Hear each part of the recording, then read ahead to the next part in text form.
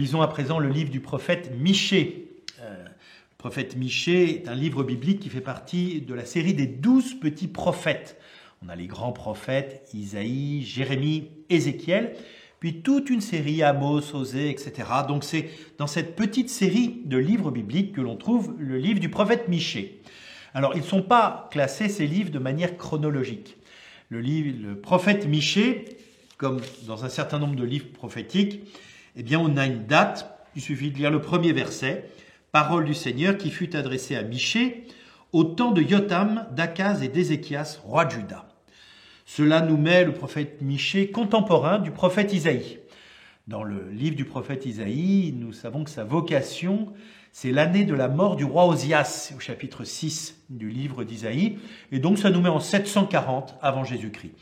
Donc 740 avant Jésus-Christ, on voit qu'il y a encore le royaume du Nord, Israël, avec la capitale Samarie. Samarie qui sera détruite en 722. Donc on voit que la destruction de Samarie est imminente. Mais le prophète Michée va également parler de la destruction de Jérusalem et du temple.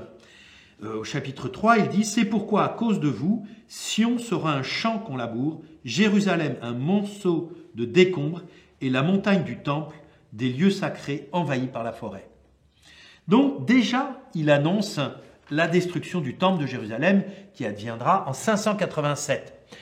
Et il montre, comme d'ailleurs toute la lignée des prophètes, que c'est une conséquence des deux grands mots, finalement, MAUX, du reprocher au peuple l'idolâtrie et tout ce qui concerne l'idolâtrie. D'ailleurs, au chapitre 5, il montre la réponse qu'il y aura. « Je supprimerai de ta main tes sorcelleries, il n'y aura plus chez toi de magiciens, tes statues et tes stèles, je supprimerai tes poteaux sacrés. » On voit comment il y a une volonté d'éradiquer l'idolâtrie, tout ce qui fait qu'on se détourne du vrai Dieu, la superstition, la volonté de connaître l'avenir à travers les magiciens, etc. Il y a toujours quelque chose d'assez actuel dans le prophète Michée.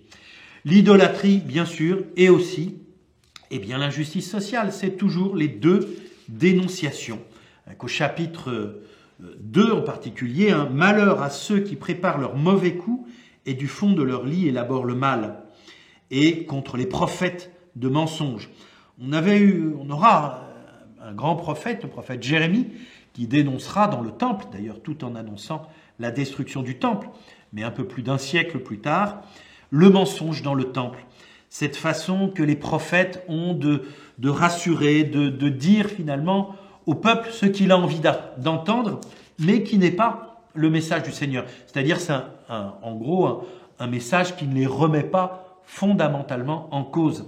Si les messages des vrais prophètes sont plus angoissants et menaçants, ils sont aussi beaucoup plus salutaires, puisqu'ils permettent au peuple de prendre conscience. Le problème, c'est que la prise de conscience, elle advient quand l'événement arrive.